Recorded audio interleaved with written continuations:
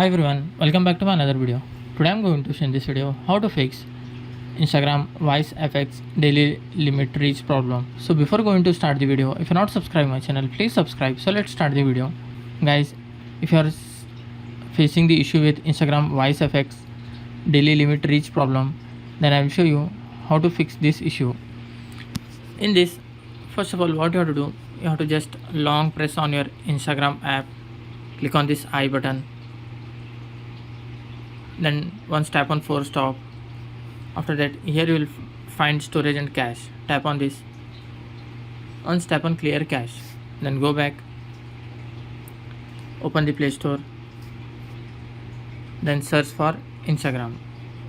If your Instagram app is not up to date, then update it from here. After updating, you need to restart your phone. After restarting, hope your issue will be resolved. That's it guys. So in this way you can fix Instagram voice effect daily limit reach problem on your Android. Thanks for watching. Hope if you like this video, please like, share and don't forget to subscribe.